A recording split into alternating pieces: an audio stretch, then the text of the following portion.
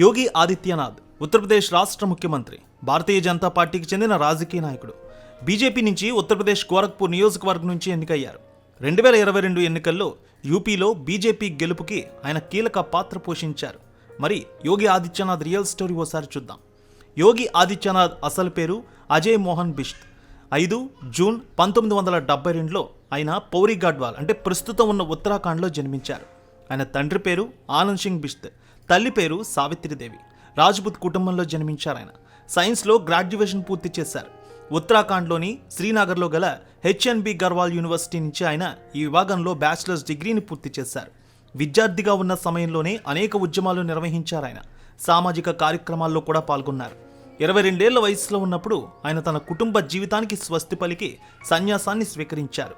తూర్పు ఉత్తరప్రదేశ్లోని ఆయన జన్ జాగరణ్ అభియాన్ కూడా ప్రారంభించారు. అంటరానితనంపై పోరాటంలో భాగంగా అన్ని కులాలు మతస్థులతో కలిసి భోజనం కూడా చేశారు. 26 ఏళ్లకే యోగి ఆదిత్యనాథ్ తొలిసారిగా ఎంపీగా ఎన్నికయ్యారు. ఆయనకు ఈతలో, బ్యాడ్మింటన్లో చాలా ప్రావీణ్యం ఉంది. 1998లో తొలిసారిగా గోరఖ్పూర్ నుంచి ఎన్నికైనప్పుడు పార్లమెంట్లోని అతి చిన్న వయస్కుడిగా అంటే 26 ఏళ్లకే ఎంపీగా అయిన వ్యక్తి ఆయనే రికార్డు క్రియేట్ చేశారు. చెప్పాలంటే అదే నియోజకవర్గం నుంచి 5 సార్లు వరుసగా ఎంపీగా అయ్యారు. 1998, 99, 2004, 2009, 2014 ఇలా వరుసగా ఎంపీగా ఎన్నిక. ప్రస్తుతం గోరఖ్పూర్ నియోజకవర్గం నుంచి ప్రాతినిధ్యం వహించారు. ఆయన గోరఖ్నాథ్ మఠాధిపతిగా కూడా ఉండేవారు. యోగి ఆదిత్యనాథ్ గురించి దేశంలో ప్రతి ఒక్కరికి తెలిసిందే. అయితే గోరఖ్నాథ్ మఠాధిపతి ఆదిత్యనాథ్ అస్తమయంతో ఆయన వారసుడిగా మఠం బాధ్యతలు కూడా స్వీకరించారు. చిన్ననాటి నుంచి హిందుత్వ సిద్ధాంతాల వైపు ఆకర్షితులయ్యారు యోగి ఆదిత్యనాథ్. ఈ క్రమంలోనే బీజేపీ ద్వారా రాజకీయాల్లోకి ప్రవేశించారు. కేవలం 26 సంవత్సరాలకే గోరఖ్పూర్ నుంచి ఎంపీగా ఎన్నికయ్యారు. 12వ లోక్సభలో అతి చిన్న వయసు ఎంపీగా రికార్డు క్రియేట్ చేశారు. 98 నుంచి ఇప్పటి వరకు 5 సార్లు ఎంపీగా గెలిచారు. ఆయన 44 ఏళ్లకే దేశంలోని అతిపెద్ద రాష్ట్రమైన ఉత్తరప్రదేశ్కు ముఖ్యమంత్రిగా అయ్యారు. ఆదిత్యనాథ్ గోరఖ్పూర్లోని గోరఖ్నాథ్ మఠాధిపతిగా కూడా ఉండేవారు.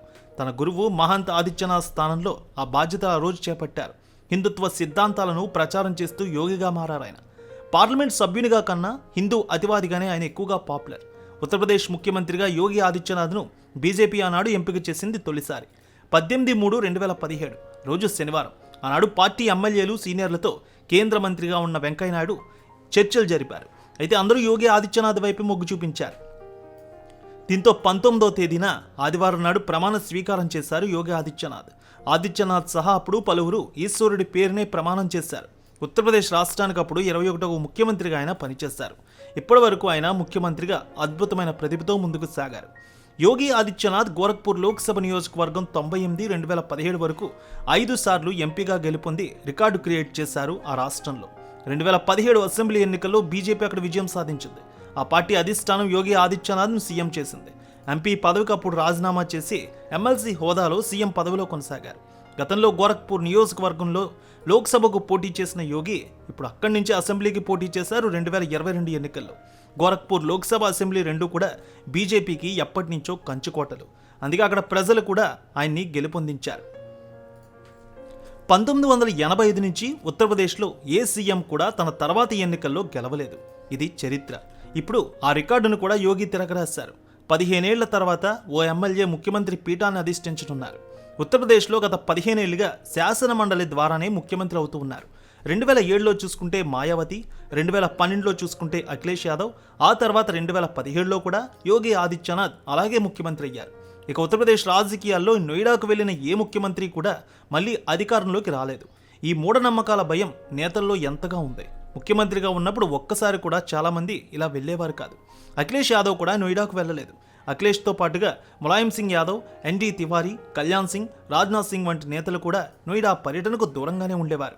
అయితే 2007, 2012 మధ్య మాయావతి ఈ అపోహను విచ్ఛిన్నం చేయడానికి ప్రయత్నించారు. 2 సార్లు ఆమె నోయిడాకు వెళ్లారు. కానీ 2012 ఎన్నికల్లో ఆమె అధికారం కోల్పోయారు. దీంతో యూపీ రాజకీయాల్లో ఆ మూఢనమ్మకానికి మరింత బలం వచ్చింది. కానీ యోగి ఆదిత్యనాథ్ దాన్ని లెక్క చేయలేదు. తన పదవీ కాలంలోనే అనేక సార్లు నోయిడాను సందర్శించారు. ఇప్పుడు యోగి సీఎం అయితే ఈ అపోహ కూడా బద్దలవుతుంది. నిజమే, ఆయన దూసుకుపోచ్చారు. హిందీ వార మాసపత్రిక యోగవానికి ముఖ్య సంపాదకుడిగా కూడా ఉన్నారు. హిందూ యువవాహిని అనే సంస్థను ప్రారంభించారు. 2015 జనవరి 29, 2015 సెప్టెంబర్ 21, 2017 వరకు సాధారణ ప్రయోజనాల కమిటీలో కూడా సభ్యుడిగా పనిచేశారు. ఆగస్టు 31, 2009 నాడు రవాణా పర్యాటకం సాంస్కృతిక స్టాండింగ్ కమిటీ, హోం వ్యవహారాలు కాన్సులేటివ్ కమిటీలో సభ్యుడిగా కూడా పనిచేశారు. 2004 ప్రభుత్వ హామీల కమిటీ, విదేశీ వ్యవహారాల స్టాండింగ్ కమిటీ, హోం వ్యవహారాల కాన్సులేట్ కమిటీల్లో సభ్యుడిగా కూడా సేవలందించారు. ఇప్పుడు రెండోసారి ముఖ్యమంత్రిగా యూపీలో ప్రమాణ స్వీకారం చేయబోతున్నారు. యూపీ సీఎం యోగి ఆదిత్యనాథ్ ఎన్నికల అఫిడవిట్లో తన ఆస్తుల వివరాలు వెల్లడించారు. తనకు మొత్తం 1,54,94,000 రూపాయల విలువైన ఆస్తులు ఉన్నాయని తెలియజేశారు. అలాగే 12,000 విలువ కలిగిన ఓ శాంసంగ్ మొబైల్ ఫోన్, ₹1,00,000 విలువ ఉండే రివాల్వర్, 80,000 విలువ కలిగిన మరో రైఫిల్ ఉన్నట్లు ఆయన తెలియజేశారు. 49,000 విలువ ఉండే బంగారు చెవిరింగు ఉంది. అలాగే 20,000 రూపాయల రుద్రాక్ష హారం కూడా తన దగ్గర ఉందని యోగి ఆదిత్యనాథ్ వెల్లడించారు. తనకు ఎటువంటి వ్యవసాయేతర ఆస్తులు లేవని పేర్కొన్నారు. తనకు సొంత వాహనం కూడా లేదని తెలియజేశారు. అలాగే బ్యాంకుల్లో ఎటువంటి రుణాలు లేవని, తనపై పెండింగ్లో ఎలాంటి క్రిమినల్ కేసులు కూడా లేవని తెలియజేశారు. గతంలో లోక్సభ సభ్యుడిగా ఆయన 5 సార్లు ఎన్నికైన విషయం తెలిసిందే.